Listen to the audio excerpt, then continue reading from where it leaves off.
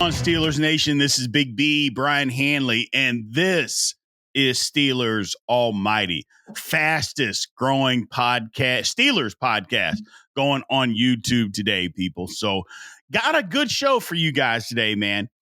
So camp is opening up. So let's just talk about what's going to go on in camp. First things first, some of the camp position battles. That's what we're going to talk about. And we're going to make a distinction between the two. And when I talk about position battles, I mean like a battle at right tackle, the battle for wide receiver 2. Those are the kind of camp battles that we're talking about as far as position battles. And we'll get to some other things that we're talking about later as far as camp battles. Next thing we're talking about, Dirty Red is coming back. What does that mean for the Pittsburgh Steelers? Is it a depth piece? What his addition and signing mean to the Pittsburgh Steelers? Also, intra-squad camp battles. Now, again, we talked about camp battles earlier, and what we mean by this are, what are some of those actual individual battles between ones versus one, offense versus defense? Like, I don't know, let's just say Joey Porter Jr. and George Pickens. Those are the type of battles that we're talking about. We're going to talk about what we want to see there and how that's going to make the Pittsburgh Steelers a better football team. And then last but not least, we're going to speak about Alex Highsmith. There's been some rumors out there about Alex, but we're going to kind of take a deep dive about him and what he brings to the table and what he's meant to the Pittsburgh Steelers and what it may look like going forward. So we'll take a big deep dive on Alex Highsmith as well. So appreciate everybody again that's joining in and watching Steelers Almighty. We have been growing like wildfire. Like I mentioned before, we are the fastest growing Steelers podcast on YouTube, and all of that is thanks to you guys. Weekly, you can find us at youtube.com/Steelers Almighty. If you like the audio version, you can find us anywhere that you get a podcast. And then on all the social media platforms, make sure you go like, follow, subscribe, Steelers Almighty. So thank you guys again for taking the time. We're going to get into the show, people. Let's get into it. Let's make it happen. First things first, let's talk about it. Position battles. Like I mentioned, man, the Steelers got some battles that are going to go on in training camp, and that's a good thing. It's a good thing, and you'll probably hear me say this from time to time, but, competition is kind of the cornerstone of what makes a good football team. And look, there's a lot of people out there, number one, that love Mike Tomlin. There's a lot of people out there that dislike Mike Tomlin. But I think we can all agree on this when it comes to Mike Tomlin. He runs a good training camp. He's going to get the guys out there. Now, look, we can't have all the padded practices. The NFL Players Association, they've ruled all that stuff out, so you can't have, 2-a-days and just guys beating their heads in anymore. Can't do that. But Mike Tomlin does a really good job of running a training camp and making it a physical and a competitive training camp for guys to go out there and compete. And that's what we want to see. We want to see people compete. So let's get into some of these position battles that we're going to see at camp. Now, the first one that we're talking about, look, Russell Wilson and Justin Fields, it's not really a battle. I put this one on here because I think a lot of people want to kind of talk about it, and it should be talked about. But Mike Tomlin pretty much made it clear at the very beginning, when both of them were signed, he said, Russell Wilson, based on his experience, he's got the pole position. Well, pole position was basically saying he's the starter. Now, that doesn't mean Justin Fields can't win the job. Is it likely? No.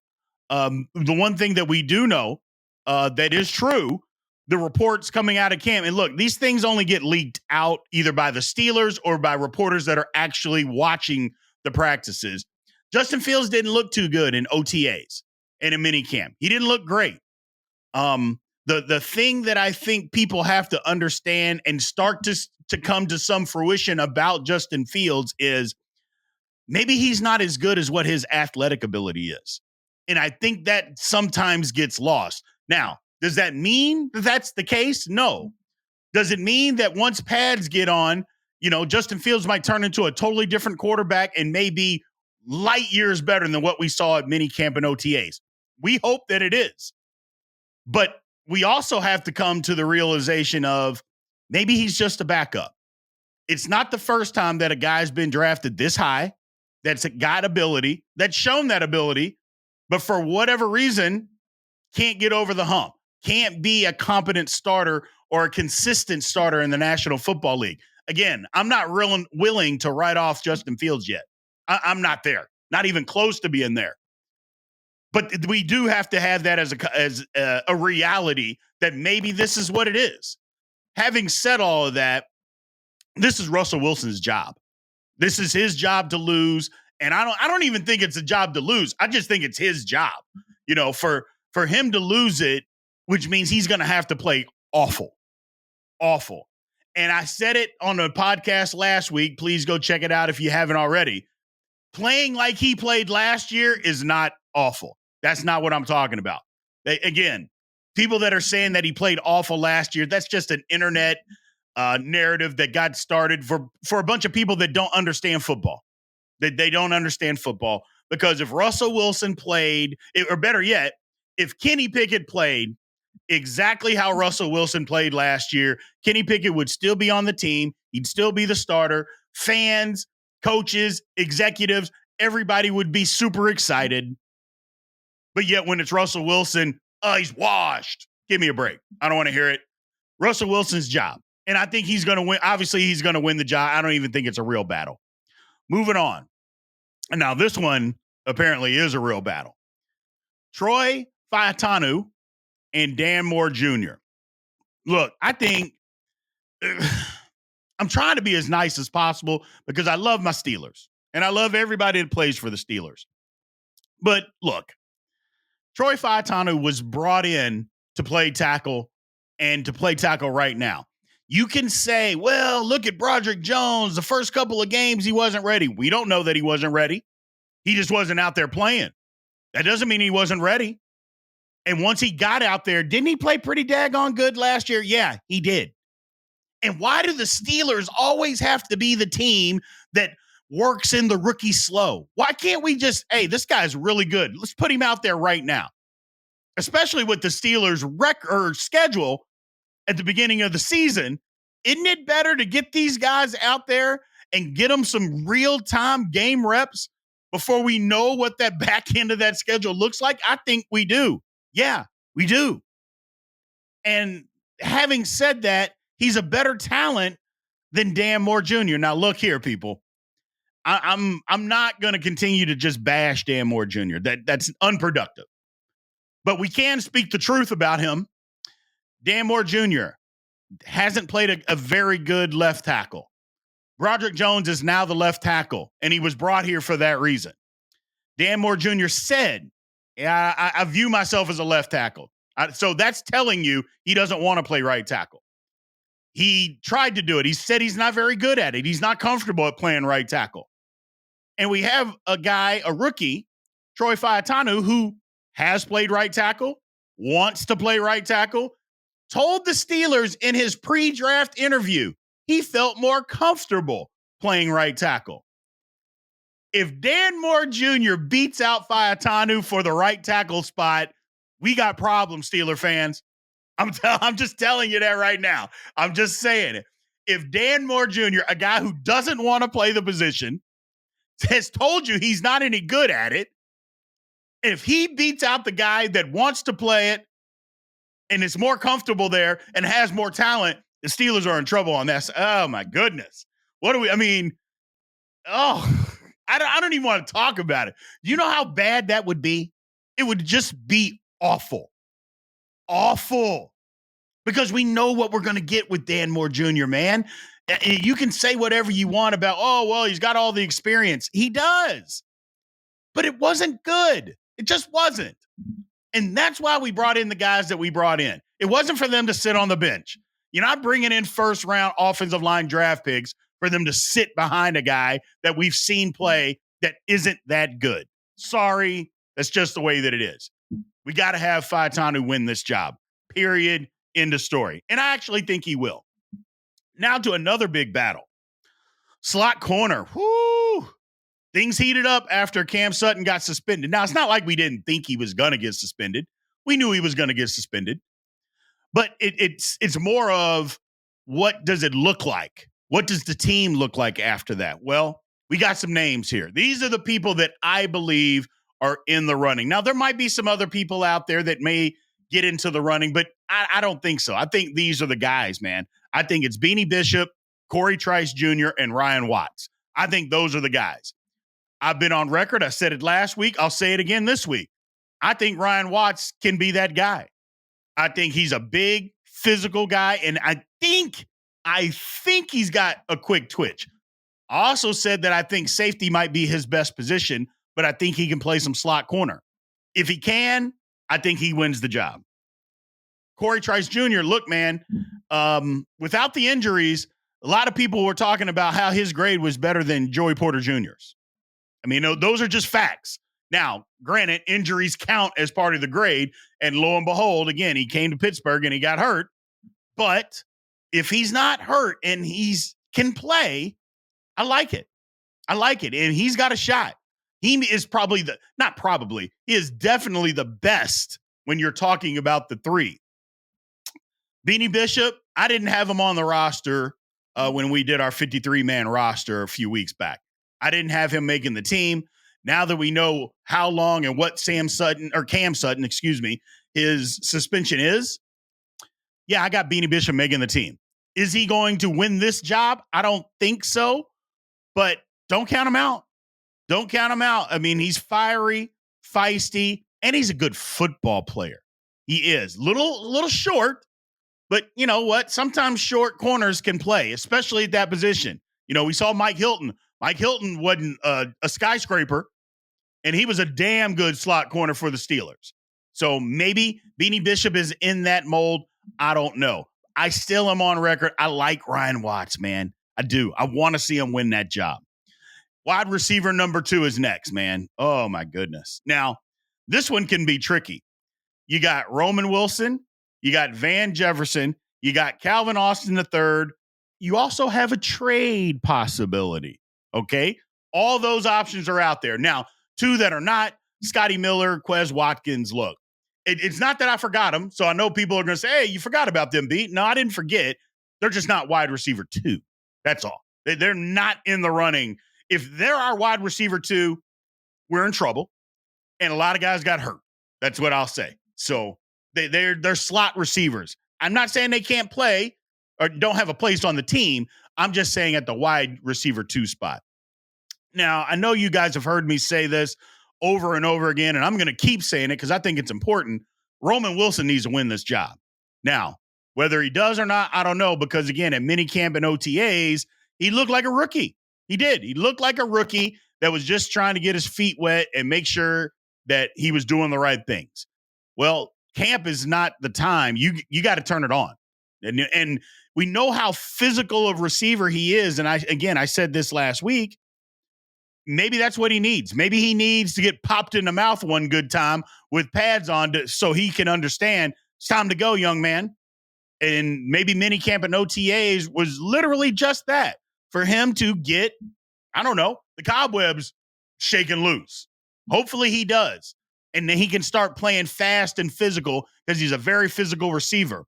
Van Jefferson right now, as reports have it, looks like he's the odds-on favorite, or at least he's the guy in the clubhouse right now that has the job. Wouldn't be mad about that. Wouldn't be mad. A couple seasons back, Van Jefferson was a very productive receiver, won a Super Bowl. Injury bug kind of bit him the last couple of years, but if he's healthy, it's not a horrible option. Look, Calvin Austin III, that's the guy. I mean, we're talking about a gadget guy, possibly a guy that can take the top off of a defense, super fast. If his route running is there, and I believe that it is, and he gets in this offense. Look, Arthur Smith offense is almost tailor-made, not just for him, for all of these guys. Yeah, I can see it. I like this battle. I like this battle. Again, There's also the fourth option, the trade. If either of these three can't get the job done, we still have an opportunity to trade. Say we're 2-3 weeks into camp and camp's almost over and we're like, hey man, this ain't gonna work. These guys, we got to go get somebody else. That option's still out there. It's still available, which is why camp is so important. You get guys out there, you see what they can do, they see if they can figure it out.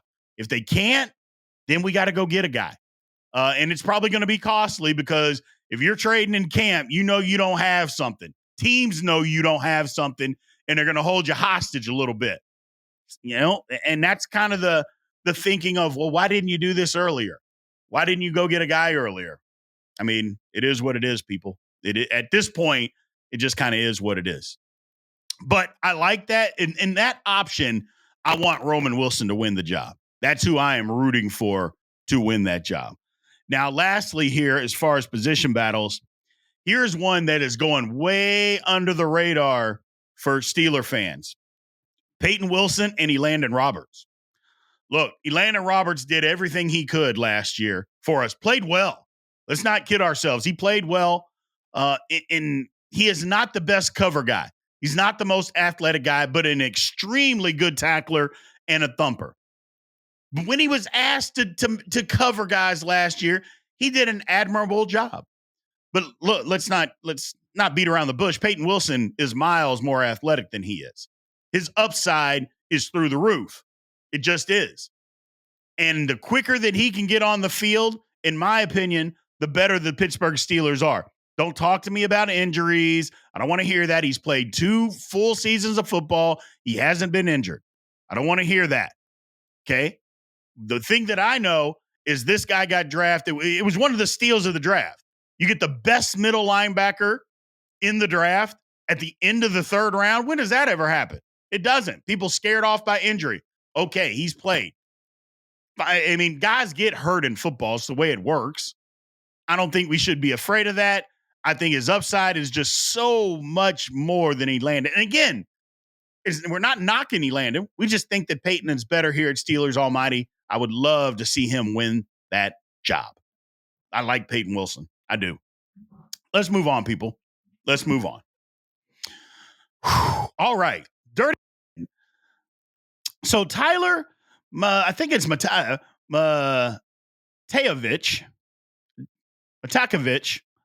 Please kill me in the comments, by the way. I absolutely welcome you guys to kill me for butchering his name. I've said it about 15 different ways. I have no idea which one's right. I tried to listen to people online. 4 different people all said it 4 different ways. Okay, what are we going to do here? Bottom line is Dirty Red. Let's call him Dirty Red. Signs back with the Steelers. Now, the one thing about Dirty Red, he's got 8 years in the league. He was drafted by the Steelers, play in the 7th round. He was here 4 years, goes to Buffalo for 4 years. The one thing about it is he's a special teamer. He's only had 1 career start. I don't know, man. There's been a lot of talk about a lot of people, and maybe and I'll just be honest, maybe it's because there's not a whole lot going on right now, but this is a lot of talk and a lot of momentum for a guy that's just had 1 start. Now, he is an outstanding special teams guy, and what I want to talk about is, what does this mean for the inside linebacker room for Pittsburgh? Like, I would say his direct competition is Mark Robinson. Is who's going to make the team there? You know, that's what I would say is what guy is going to actually win that special teams job. I can't believe the Steelers are going to keep 5 inside linebackers. One of my main things with Cole Holcomb, what does that mean with him? I think that it means that Cole Holcomb is not ready to play. Look, they keep asking Omar Khan. They keep asking Mike Tomlin. What about Cole Holcomb? And they are given the vaguest answers that you can think of. And I think it's because they know he's not going to be ready to play. And I don't think it's like you've heard reports about week 1. I think it's going to be the first 6 weeks. I really do. I mean, we saw the injury that he had. We saw how bad it looked. it didn't look like just your normal ACL injury. It didn't look like that at all. And that's what I think. There is way more going on with that knee, and he's just unfortunately not going to be ready because Cole Holcomb, when he was playing last year, he played pretty well. He ran across the field. He was making tackles in coverage, running across the field, filling gaps, stopping people at the line of scrimmage. I mean, he played well. I mean, take a look at this little video that we got up here. I mean, he did some things, man. He just did. He was a difference maker. Now, I do think that Peyton Wilson is better than him. I do believe that when Peyton Wilson gets up to speed, I think him and Patrick Queen make a better tandem, but that doesn't mean Cole Holcomb can't play football, people. It doesn't mean that. But unfortunately, he's injured. And I don't believe that he's going to be able to play, like I said, for the first 6 weeks. That's why I believe Dirty Red is back. He brings some depth, although he only has one career start.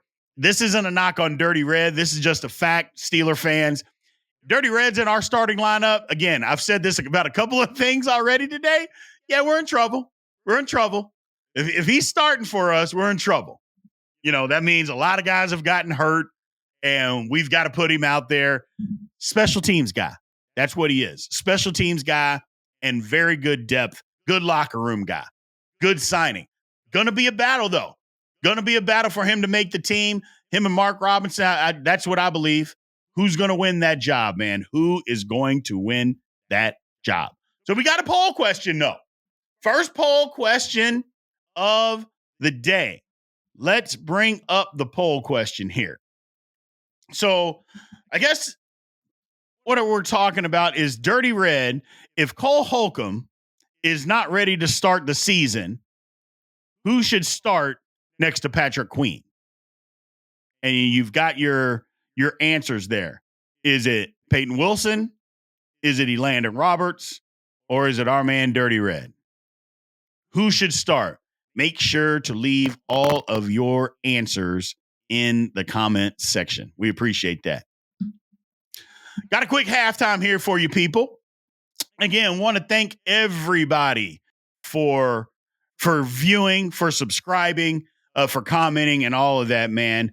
First thing is the supers are wide open, and that is one way that you can support the show to ensure that we continue to consistently put out the best possible content that we can for you guys. So we want to thank anybody that has done that and that has already done that. We appreciate that.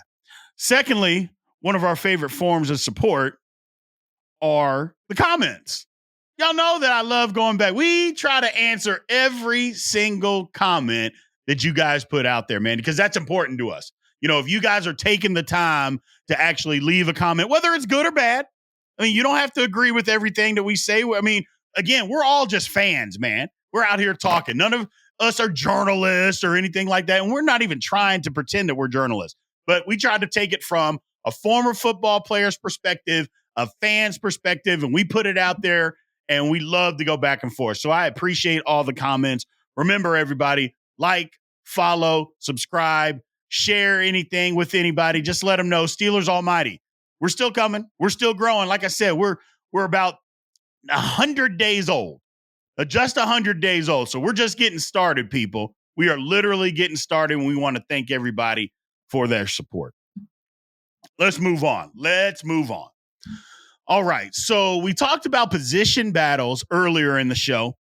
Now we're going to get into the inner squad offense and defensive battles that are starting at training camp. I think it's important.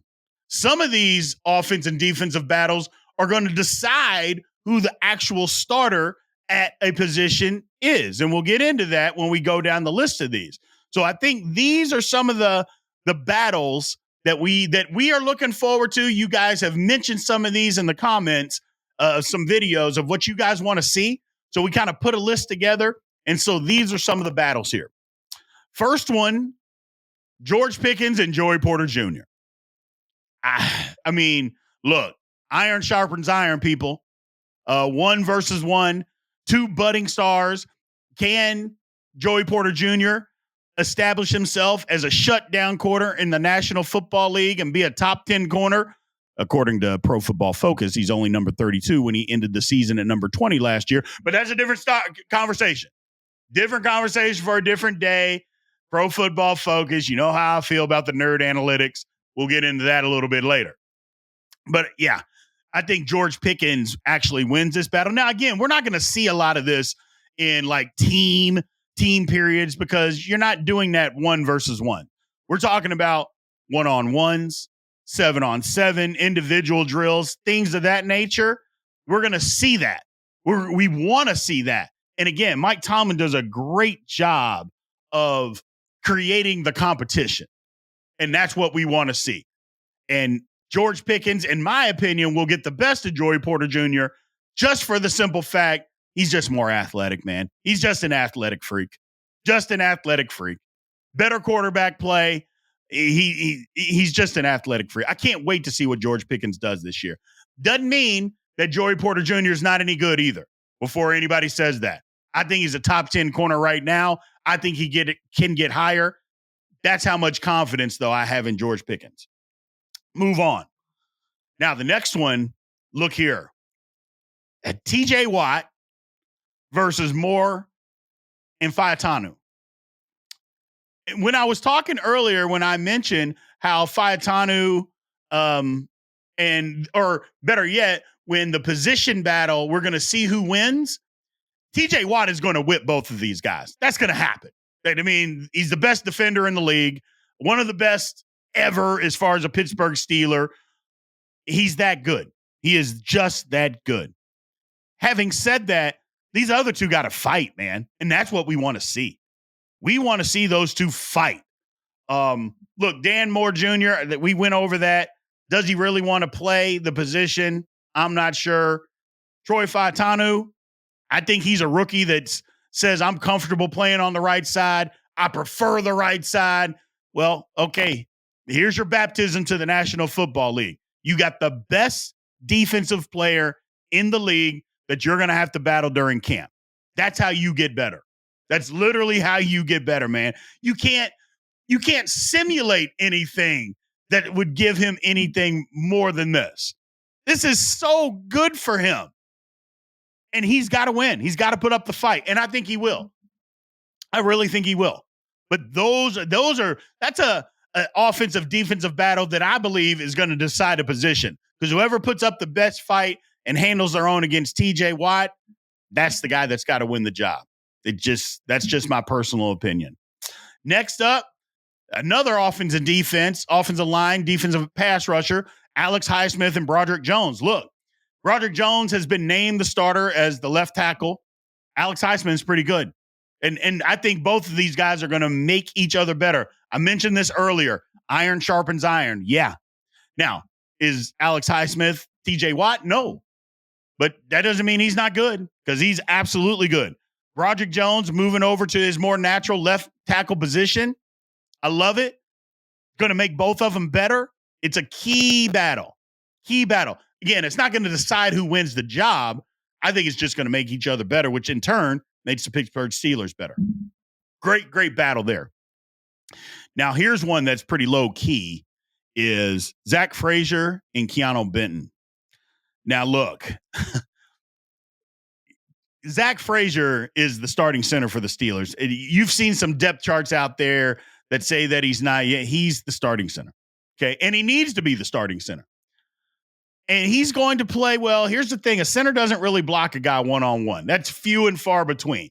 Maybe on a stretch play from time to time, but even then he gets help. Keanu Benton is going to be, he's a budding star in this league. I think he's going to end up, by the end of this season, I think he's going to be one of the rising stars as far as defensive tackles in the National Football League. I truly believe that. I think he's that good. I think he can be that good. He was just scratching the surface last year. Didn't know how to be a professional last year. Just kind of going out there on instinct and playing. I think he's in professional shape this year. I think he's got more of a professional mindset this year because, again, he didn't know last year. It's not his fault, but now he does. And I think from what you've heard, his work ethic is very, very good. And I believe he's going to come out and just dominate the scene. Now, again, I think he's going to end up winning these battles. You're not going to see a ton of these, But Zach Frazier is playing between two pretty good guards, especially Isaac, that's going to help him. But this battle is going to belong to Keanu just because he's that good of a player. Zach can become good, but he's a rookie. Going to see a lot of things he's never seen before. Going to see a lot of things from Keanu he hadn't seen before. Next up, now this is a goodie. Pat Freiermuth and Peyton Wilson. First thing, now, ding, ding, ding, you know what Steelers Almighty thinks about contract years. Pat Freiermuth's in a contract year. So he's going to be giving everything. Hey, man, I'm trying to get paid. I want to get paid.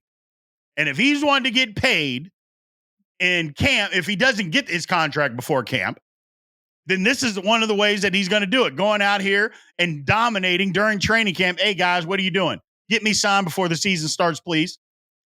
I think he wins this over Peyton Wilson. But again, I think this is another opportunity for Peyton Wilson to show, hey, man, I'm the starter here. I'm that good. I can cover guys like Pat Freiermuth out here. I'm that good. I'm that athletic. I'm that good in coverage. We know Pat Freiermuth, when healthy, is a top 10 tight end. He just is. He is. Especially the way Arthur Smith is going to use him. I've mentioned it before. Freiermuth might actually be the number 2 receiving target on the team behind George Pickens, not wide receiver 2, just option 2 in the passing game, which would be okay with me. And I think it would be okay with a lot of Steeler fans. And if Peyton Wilson can come out and show, hey, man, I'm not overmatched here, then you got to get him on the field. And you got to get him on the field early. I've said it before. I think he is the guy on the defense right now that has to play earlier than later. I just believe that. His athleticism is just off the charts. You can't just keep that guy on special teams and playing, 7 to 10 snaps a game. He's got to get more than that on the defensive side of the ball. This is a good opportunity for him to do that. Next up, we got Russ and Mika. Look, now I know what you're saying. This is not really that big of a battle, but yeah, it kind of is. First off, we got to get Mika back to playing free safety. They've said everything under the sun that they are going to get him back to his natural position. Thank goodness. He doesn't have to play down in the box because of the limitations of others. He doesn't have to play slot corner because of the limitations of others. Got to stay healthy. I think part of that, he was playing out of position, getting hurt. I just believe Minka is going to get back to being that dominant free safety that we all know and love. And look, Russ, 7-on-7 and 1-on-1s, you got to do your thing. You got to do your thing. This is your opportunity to prove not only to yourself, but also to the defense and everybody else that, hey, man, this guy, he's the real deal. I'm interested to see some of these camp battles with Russ and Mika and the whole secondary and receiving core in general. And that's probably what I should have put, is the receiving core versus the secondary, but I just broke it down to Russ versus Minka. I like this position battle a lot.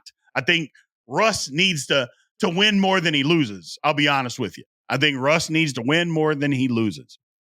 And then lastly, I got Najee Harris and Patrick Queen. Look, what did we just talk about as far as contracts? Najee not only is playing for a contract, he's playing because the team that he's on says we are not giving you a new contract. So he's auditioning to get paid somewhere else. So he's going to bring his A game. Patrick Queen just got paid.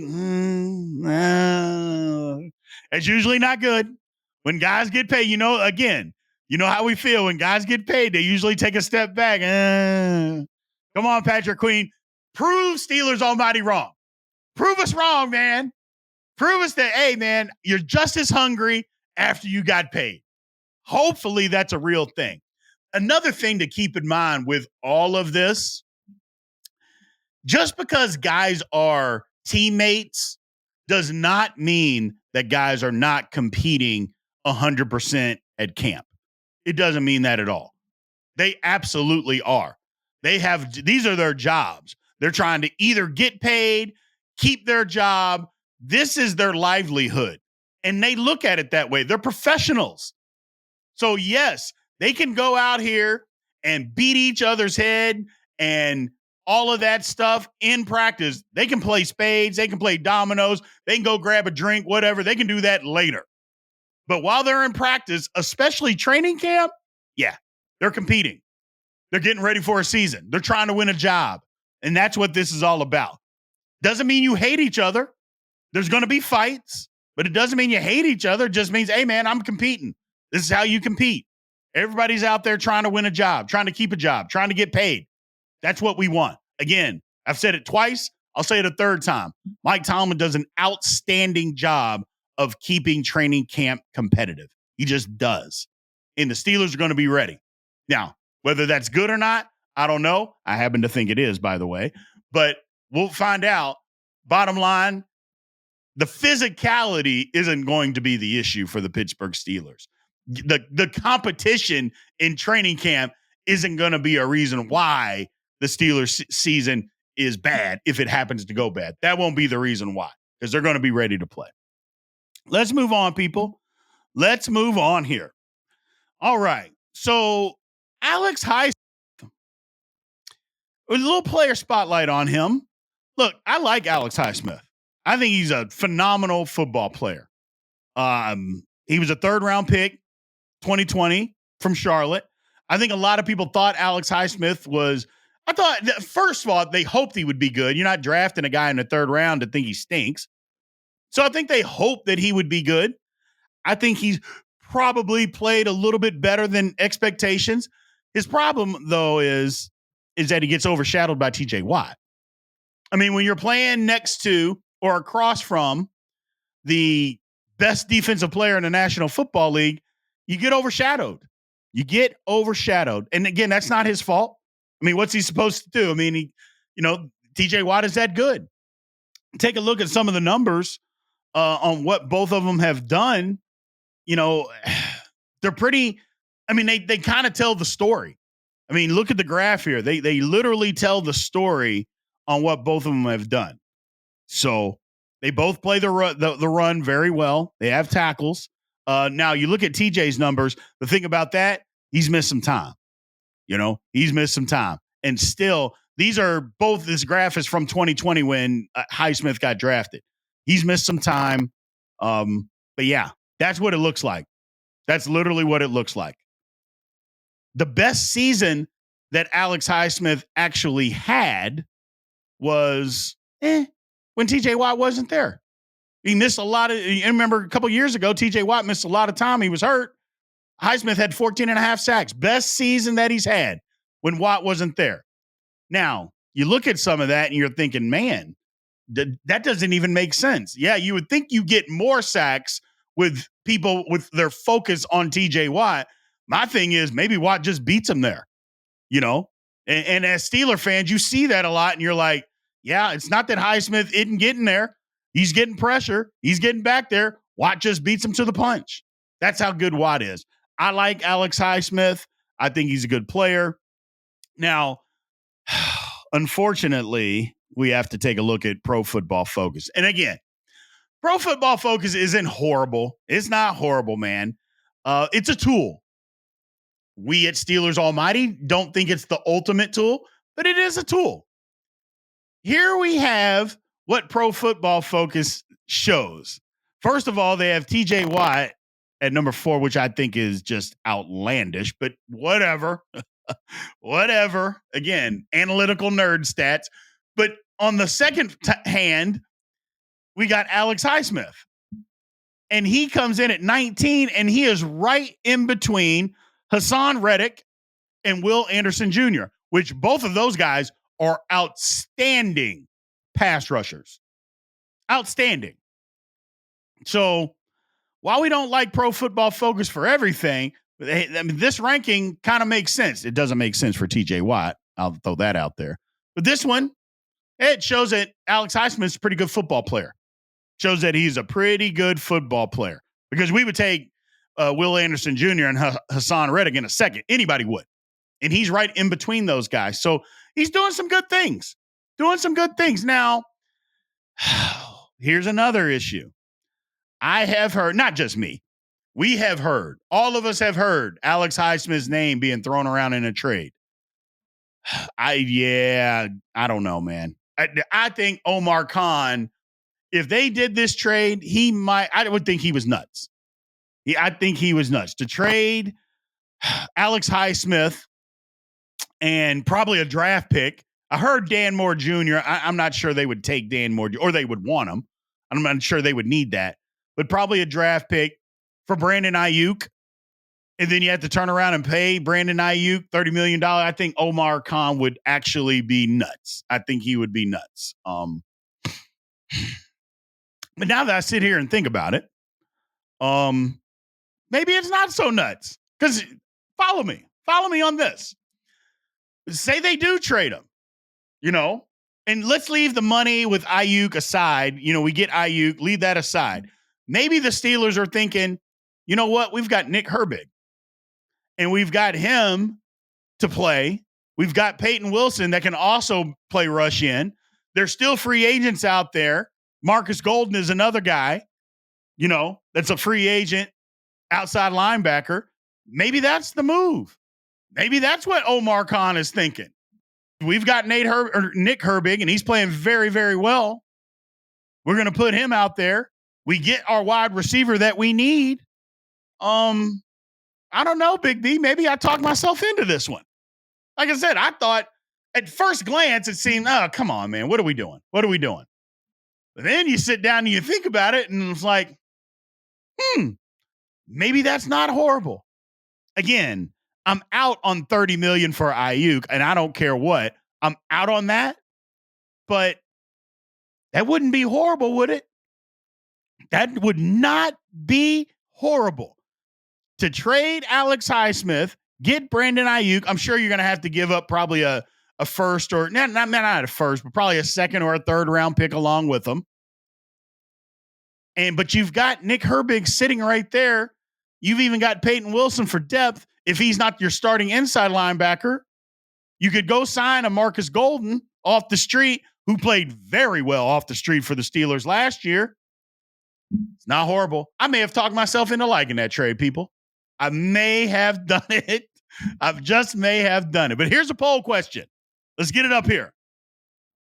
So, would you be willing to lose Alex Highsmith if it meant we got Brandon Aiyuk in return? Let me repeat that. Would you be willing to lose Alex Highsmith, obviously in a trade, if it meant that you got Brandon Aiyuk in return? Leave your answers in the comment section. I may have talked myself into that one. I really might have, because I was against it. I heard all those reports, and I'm like, man, that is just stupid. Why would that even come to fruition? But hey, it's not horrible. It's not horrible. So, camp is right around the corner. Obviously, the pads are going to come on, but camp equals the beginning of football for me and for a lot of you guys out there. It really does, because it's real football. Nobody's running around in shorts any longer. The pads come on, and what that does, it kind of separates the contenders from the pretenders. Everybody can look good in shorts. And you would think these guys, hey, they're professionals. They understand pads just make so much more of a difference, man. Physicality of football, you can only get so much running around in shorts and helmets. You can only get so much. This is going to change things. It's going to change things a lot. I said it once. I said it before. Iron sharpens iron. Yeah, it does. It does. And the competition, it's going to get nasty. There's going to be some fights that we see. That's okay. As long as it doesn't get stupid and people don't get hurt. But we want the competition. We want the physicality. We want the inner battles to be going on, because that's only going to make the Pittsburgh Steelers get better, people. Camp is here. I love it. Football is here. We love it. Let's go. Here we go, Pittsburgh Steelers. Here we go. So that's all we got for you today, man. We want to thank everybody again for tuning in. Again, you can find the Steelers Almighty on youtube.com/Steelers Almighty. If you like in the podcast audio version, remember, anywhere that you get a podcast, you can find Steelers Almighty. And then on all the social media platforms, remember to follow, like, subscribe, all that good stuff. Hit the notification bell at Steelers Almighty. We appreciate you guys. Love you guys. Aloha.